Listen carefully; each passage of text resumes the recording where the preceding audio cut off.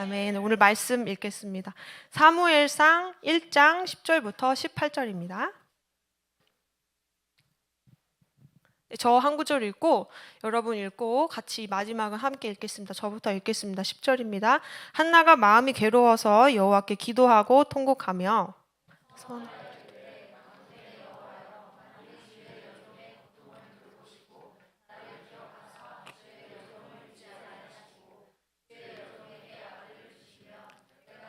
평생에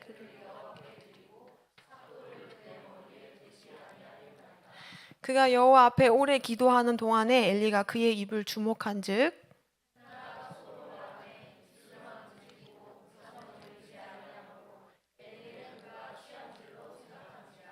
엘리가 그에게 이르되 내가 언제까지 취하여 있겠느냐 포도주를 끊으라 하니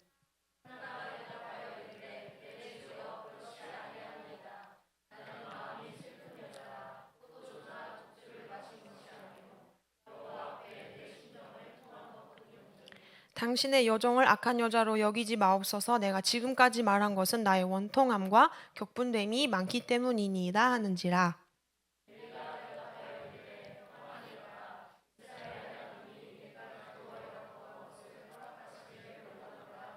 함께 읽겠습니다. 시작. 이르되 당신의 여종이 당신께 은혜 입기를 원하나이다 하고 가서 먹고 얼굴에 다시는 근심빛이 없더라.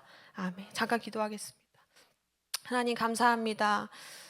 힘겹게 한 주를 보내고 또 이 귀한 금요일 밤에 주님 앞에 나와 엎드렸습니다. 이곳에 모인 우리가 다 주의 말씀을 듣고 또 우리의 영혼이 시원케 되며 또 우리 가운데에 주님께서 원하시는 뜻이 무엇인지 깨달아 알게 하여 주옵소서. 하나님 말씀을 나눌 때에 오직 성령께서 역사하셔서 그 말씀에 힘이 있게 하시고 우리 삶이 변화되게 하시고 우리 삶이 새롭게 여겨지는 귀한 시간 되도록 인도하여 주옵소서. 예수님 이름으로 기도합니다. 아멘. 네. 오늘의 설교 제목은요, 전능자 앞에 버리기입니다. 따라해볼까요? 전능자 앞에 버리기. 전능자 앞에 버리기. 오늘 본문은요, 아주 유명한 누구의 엄마죠? 사무엘의 엄마 한나의 이야기입니다. 그래서 우리는 기도의 여인들에게 이렇게 말하죠. 한나 왔구나 이렇게 이야기하기도 하고요.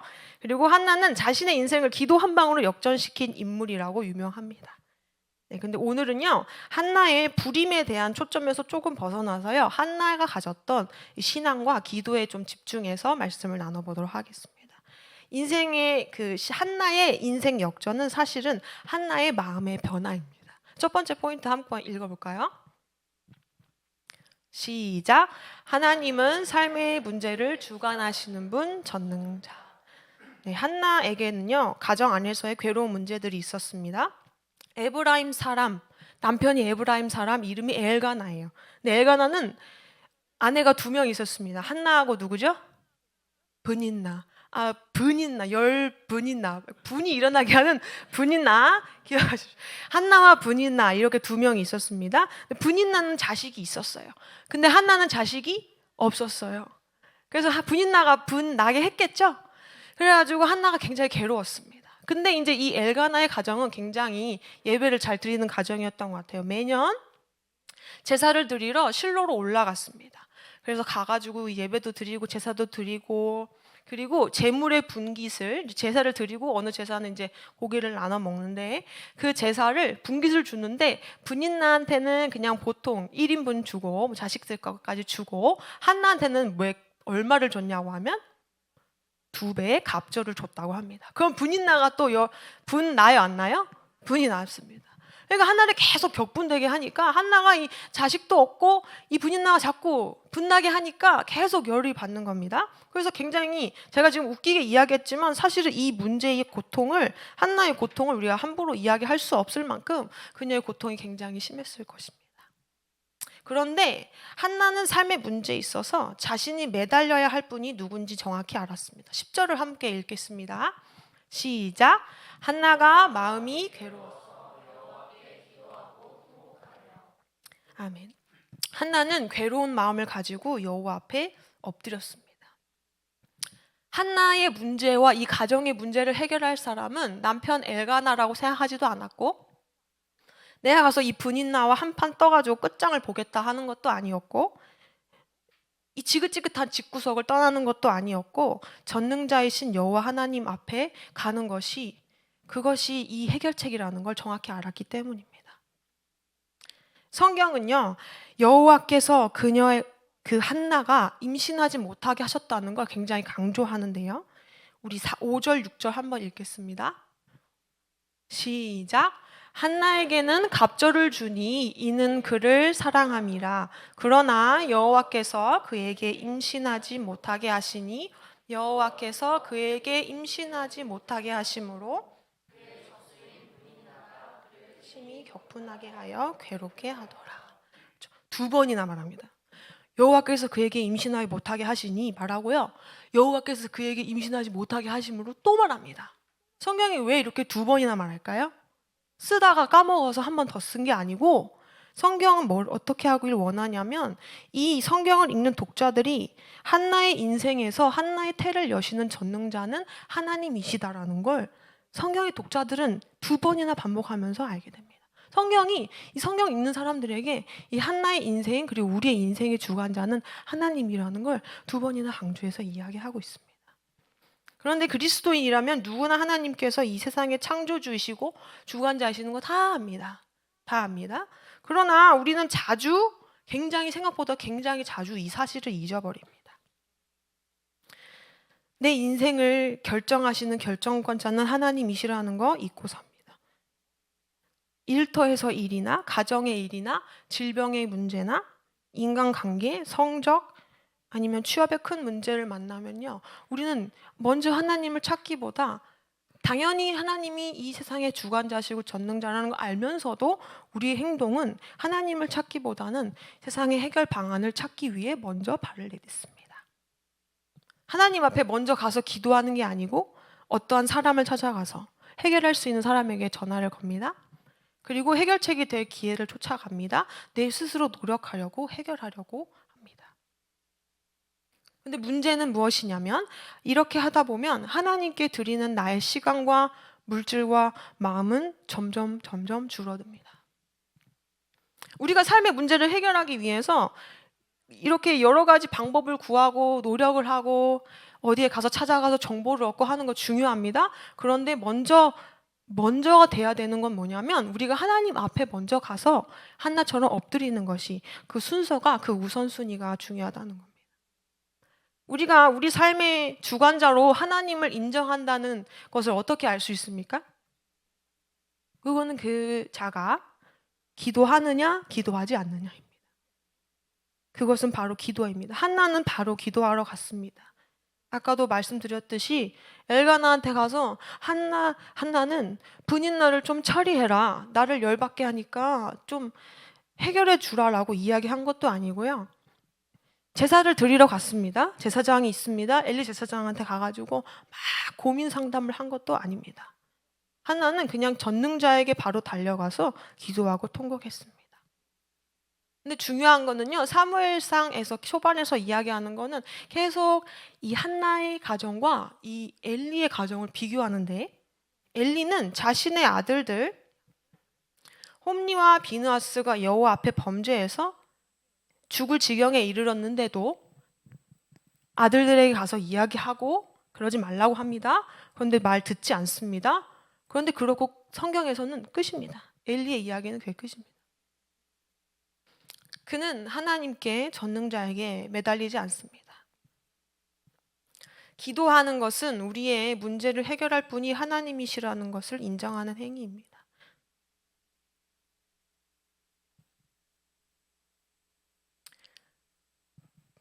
우리가 문제를 만날 때에 마음이 조급해지고 이것을 빨리 해결해야 된다고 생각하기 때문에 하나님 앞에 가서 엎드린다는 것은 우리가 의식적으로 생각하지 않으면 쉽게 나오지 않습니다. 우리의 본성이 악하기 때문에 우리는 우리의 자아가 우선되고자 하는 그 마음이 있기 때문에 내가 해결할 수 있다고 생각하기 때문에 우리는 의식적으로 삶의 문제 앞에서 하나님 앞에 나아가 기도하는 것을 계속해서 생각하고 하나님께로 발걸음을 향해야 합니다. 두 번째 포인트 읽어보겠습니다. 두 번째 포인트 읽어보겠습니다. 시작. 그런데 한나가 기도한 내용이 굉장히 독특합니다. 우리 한나가 기도한 내용 11절 읽어볼까요? 성경에는 딱 한 구절 11절로 나옵니다. 읽어보겠습니다. 시작.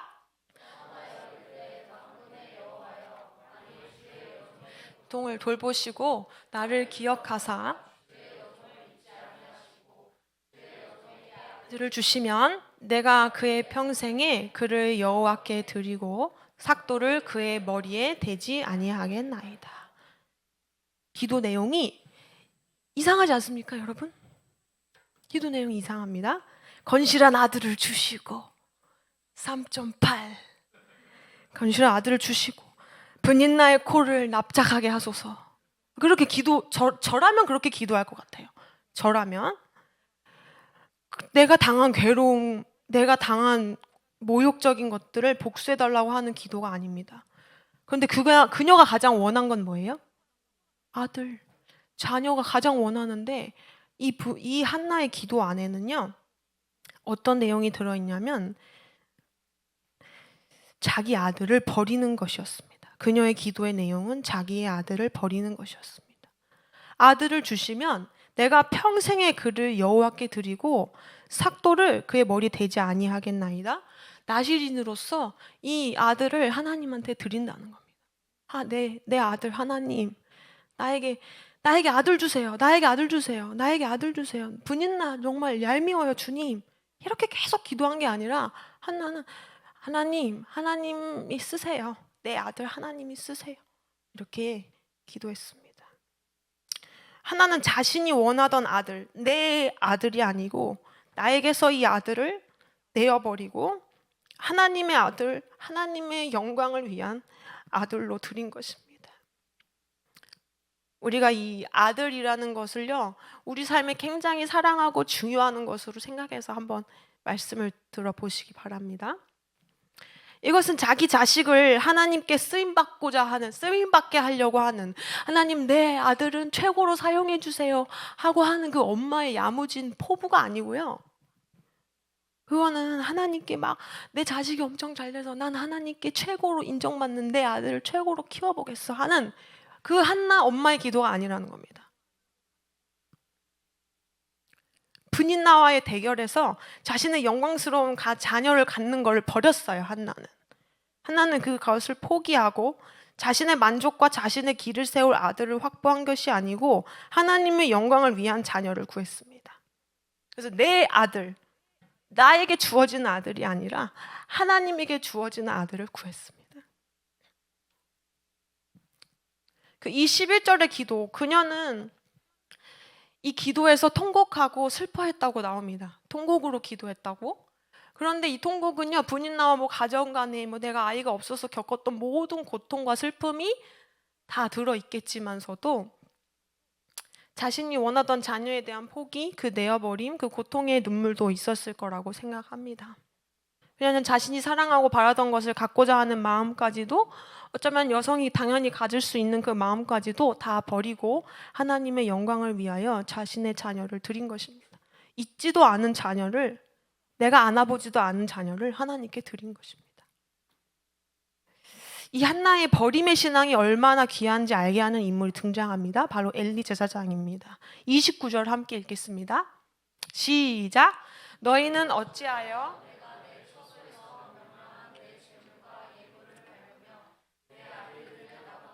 중히 여겨 내 백성 이스라엘이 드리는 가장 좋은 것으로 너희들을 살찌게.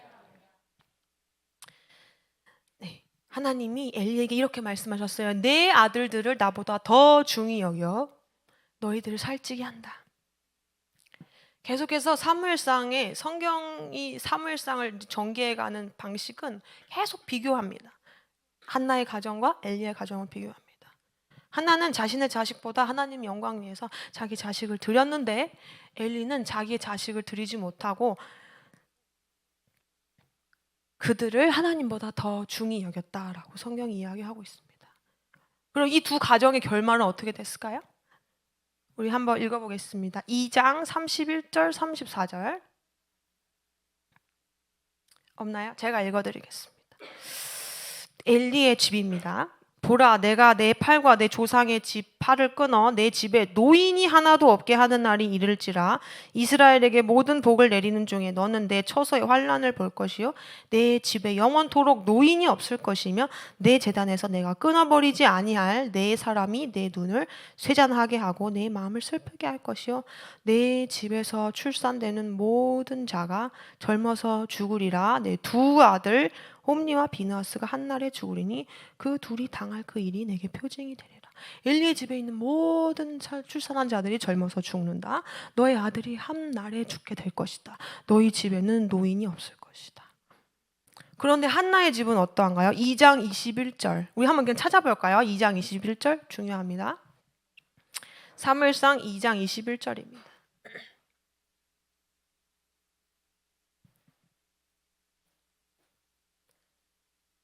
2장 21절 찾으신 줄 알고 함께 읽겠습니다. 시작. 여호와께서 한나를 돌보시사 그로 하여금 임신하여 세 아들과 두 딸을 낳게 하셨고 아이 사무엘은 여호와 앞에서 자라니라. 하나님 앞에 자기의 자식, 내 아들을, 태어나지도 않은 내 아들을 떼어서 하나님께 드린 한나의 가정의 그 결말은 하나님께서 아이들을 더 주셨고, 그것보다 더 중요한 것은 뒷부분입니다. 아이 사무엘은 여호와 앞에서 자라니라. 이거를 원문 그냥 직역하면요, 그 소년 사무엘이 자랐다, 그 소년 사무엘이 위대해졌다, 여호와와 함께. 하나님이 한나가 자신의 아들을 버렸습니다. 그런데 하나님께서 그 한나의 아들과 함께 하십니다. 그리고 그를 자라게 하셨습니다. 하나님은 응답을 주시기 전에 그 문제보다 하나님을 더 사랑하시는지 확인하는 것 같습니다. 제가 성경을 읽다가 조금 이상한 경험을 했는데요. 엘가나 남편이 울면서 먹지 않는 한나에게 이렇게 말합니다. 어찌하여 그대의 마음이 슬프냐? 내가 그대에게 10 아들보다 낫지 아니하냐? 처음 읽었을 때는요, 이 엘가나 남편 진짜 얄미웠습니다. 철없이 울고 밥도 안 먹는데 와이프한테 가가지고 내가 10 아들보다 낫잖아. 그러면은 제가 한나에 이제 이입해서 읽어보니까 진짜 생각 없다. 이 말을 왜 하는 걸까? 2번 읽고 3번 읽고 계속 읽다 보니까 뭔가 그냥 저의 마음에는 하나님의 말처럼 느껴졌습니다. 어찌하여 그대의 마음이 슬프냐? 내가 그대에게 10 아들보다 낫지 아니하냐? 라고 하나님이 말씀하셨다면 어땠을까? 내가 꼭 쥐고 있는 나의 삶의 문제, 그 많은 부분들이 해당되겠죠? 근데 그 문제들이 과연 나에게 하나님보다 더 중요할까? 내 삶에서 나도 알게 모르게 집착하게 되고 사랑하게 되고 꼭 붙들고 있고 그것 때문에 눈물 흘리고 마음 쓰고 있지만 사실은 그 마음 속에 그것을 하나님보다 더 사랑하는 것은 아닐까? 하나님과의 관계가 멀어지는 것을 두려워하는 게 아니라 그것과의 관계가 멀어지는 걸 두려워하면서 울고불고 하고 있다면 그거야말로 정말 이상한 것 아닐까? 그럴 때 전능자가 누구신지 기억하시고, 그리고 우리는 아득바득 그것을 붙잡는 게 아니라 전능자 앞에, 하나님 앞에 버려야 합니다. 내가 붙들고 있는 그것을 하나님의 영광에 맞는가 생각하고 그걸 버려야 합니다. 그것이 사람이 되었건, 내가 갖고 있는 꿈이 되었건, 내가 하고자 하는 계획이 되었건. 그런다면 하나님은 그 소년과 함께 하시고 그 소년을 자라게 하시고 위대하게 하신다고 한 것처럼 우리 삶의 놀라움으로 역사하실 줄 믿습니다. 전능자 앞에 버리는 신앙, 그분의 영광을 구하며 드리는 신앙은, 이 자녀의 문제, 한나의 문제는요, 성경에 나온 이야기고요. 그것을 확장하여서 우리 모든 삶의 영역에 적용됩니다. 그리고 생각해보면 예수님께서도 그러셨습니다. 예수님이 죄와 죽음의 문제를 해결하기 위해서 택하신 방법은 뭐였나요? 하나 예수님이 죄와 죽음의 방법을 해결하기 위해서 택하신 방법은 엄청난 군사를 가지고 와서 악한 세력과 싸운 것도 아니고 정말 멋진 영웅처럼 마블처럼 어벤져스처럼 한 것도 아니고 하나님이 하신 방법, 예수 그리스도가 하신 방법은 자신을 주는 것이었습니다. 자신을 버리는 것이었습니다. 그리고 죽음을 이기시고 죽음으로 죽음을 이기시고 생명을 우리에게 주셨습니다. 예수님은 자기를 버리심으로 그리고 우리에게 영원한 생명을 주셨습니다. 예수님이 우리를 위해 버리셨습니다. 가장 소중한 것이라고 말할 수조차 없는 그분 자신을 주셨습니다. 그러면 우리는 예수 그리스도 앞에 버리지 못할 것이 무엇이 있느냐? 저는 본문을 묵상하면서 하나님 앞에 내가 버리면서 고통스러워하면서 버렸던 것들이 많이 생각났고 내가 앞으로 버릴 것이 많구나 하는 생각이 들었습니다.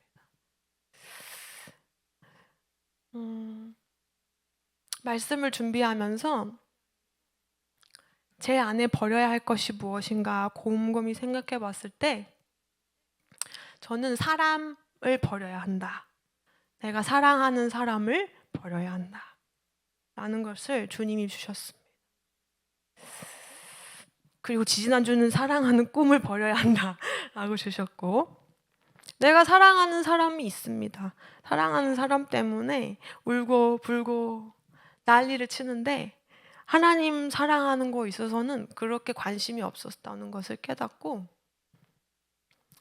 이 사랑하는 사람과의 문제는 버리고 그가 하나님의 영광을 위하도록 버리고 나는 하나님을 사랑해야겠다. 그 사람을 버리는 연습을 하나님께서 시키셨습니다. 사람하고 헤어지라는 게 아니고 손절하라는 게 아닙니다. 그런데 내 마음에서 하나님을 따라가려고 하는 그 고군분투보다 그 사람과의 지지고 볶고가 내 인생의 큰 중요한 문제라면 그 문제가 있다는 겁니다. 하나님이 주신 어떠한 거룩한 비전과 사명과 열정이라 할지라도 그 마음에 솔직히 한나가 아들을 원한 것은요 잘못된 거 아닙니다. 그렇죠? 우리가 꿈을 쫓는 거, 누군가 사랑하고 관계를 맺는 거 잘못된 거 아닙니다. 그런데 우리에게 한 차원 더 업그레이드된 신앙을 원하시는 하나님은 뭘 원하시냐면 하나님의 영광까지 구하기를 우리에게 바라시고 한나에게 임신하지 못하게 하셨다가 그 신앙의 한 발걸음을 디뎠을 때 하나님이 그의 문제를 해결하시고 그 삶을 더 큰 축복을 주셨다는 이 성경의 원리입니다.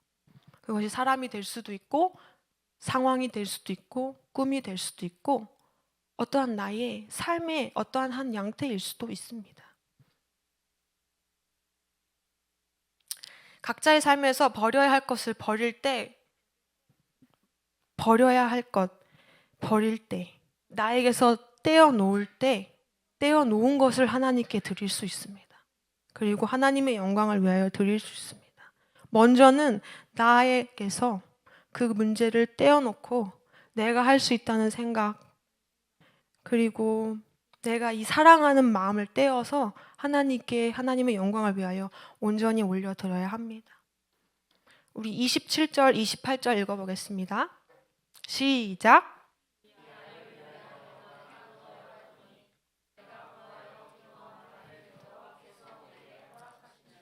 그러므로 나도 그를 뒤나이다 하고 그가 거기서 여호와 앞에 경배하니라. 전능자 앞에 아들을 버렸던 한나는 여호와 하나님께 아들을 드리는 자가 되었습니다. 마지막으로 요한복음 14장 13절 읽겠습니다. 너희가 내 이름으로 무엇을 구하든지 내가 행하리니 이는 아버지로 하여금 아들로 말미암아 영광을 받으시게 하려 함이라. 아멘. 이 구절을요 다른 번역으로 제가 읽어드리겠습니다. 내 이름을 내세워 그대들이 무엇을 하든지 해달라고 하면 내가 이것을 해줄 겁니다. 그리하여 아버지께서 아들 안에서 영광을 받게 되실 겁니다. 아멘. 기도하겠습니다.